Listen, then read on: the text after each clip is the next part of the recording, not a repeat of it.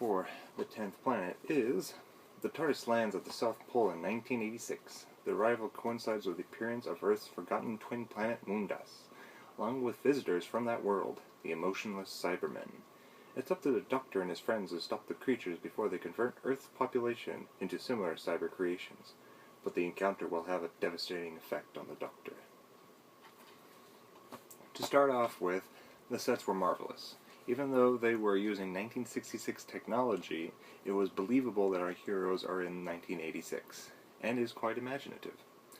Okay, yes, I will admit the first Cybermen were really, really cheap looking, but even then they can still leave an impact and be scary. They had basically a silver suit on with a large rectangular box with tubes coming out of it on their chest with this giant light over their waist that acted like as a weapon that they could take out and aim at someone to kill. The actors who wore these cloth masks with openings for the eyes and the mouth, and they blackened out the eyes and the mouth to give a more robotic look. And when one would speak, the actor would just open their mouth wide, and another actor offset would speak a robotic voice, and the voice did leave an impression, and the reason why the actor would open the mouth wide, I think, was just maybe to imply just a slit that would open up only when to speak and would just close when stop speaking and not move like a human. You know, we open ours mouth open and close, whereas theirs would just open, speak, and then close. Kind of more robotic that way. The Cybermen also leave a thought on what it would be like to replace human tissue with robotics. And we get this theme of emotionless robots and what makes one human and which is superior. And this added to an already great story. The action scenes that were in this were exciting and at times shocking, especially when a major character dies. This Doctor Who serial is mainly just a character-actor piece. Everything was more focused on the characters, and the actors played their parts beautifully, making some of us either hate or love a character, or even with the character of General Cutler, hate him but understand his motives.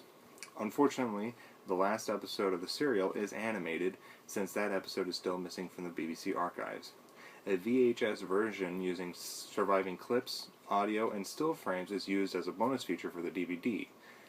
The animation for the episode on the DVD is better this time around. For the animation, didn't seem stiff like it was for the 2 episodes in the Reign of Terror.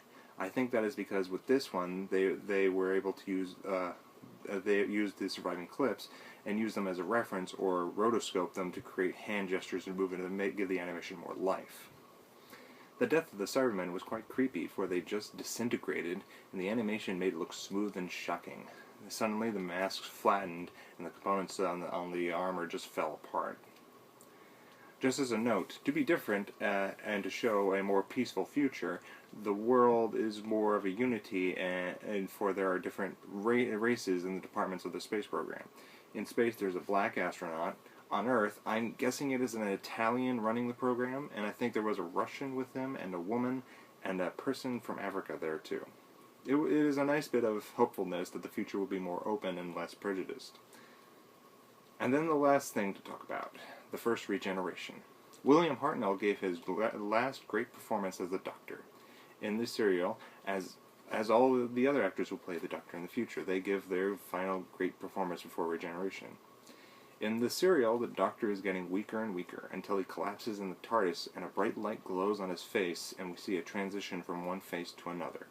It was a great trick for that time and went smoothly. It was really, really sad to see him go, and this will also be true for all the Doctors. But it is time for a change, not only for the show, but also for the actor. For William Hartnell's health was getting worse, and he had to leave. And that is the end of the episode. Goodbye, William Hartnell. Welcome to the TARDIS, Patrick Troughton. Out of 5 stars, I give this one 3.5. After the serial, we unfortunately have more missing serials. In The Power of the Daleks, the newly renewed, because they don't call it regeneration, they call it a renewal, Doctor takes Ben and Polly to Vulcan. Not that Vulcan, it's a different Vulcan. That's not the Star Trek Vulcan, it's something completely different. Where a damaged Dalek is reactivated and serves the humans on the planet until it recognizes the Doctor. The Daleks have been secretly organizing and repopulating and start exterminating people. From what I read in Wikipedia, you actually get to see bits of the mutated creatures that are inside the dog armor. I'm not too sure if you see the whole thing, but you get to see little bits. The Doctor and his companions help the people, and the dogs are destroyed. In the Highlanders, the TARDIS arrives after the Battle of Culloden on Earth in the 1700s. The Doctor and his companions help start a revolution. Scottish rebel Jamie decides to help the TARDIS crew return to the TARDIS, afterwards only to find he has missed his ship home, and so joins the company onto another adventure and becomes a companion. In The Underwater Menace, the Doctor and his companions find survivors of Atlantis under a volcanic island. They find a mad scientist is planning to raise Atlantis by destroying the Earth's core by filling it with seawater, thus destroying the Earth. He is stopped, and our heroes go on to another adventure, which I will get to in another adventure. So far, the stories I have read of the Second Doctor are good. In the next one, The Moon Base, I will actually be able to watch one. Until next time.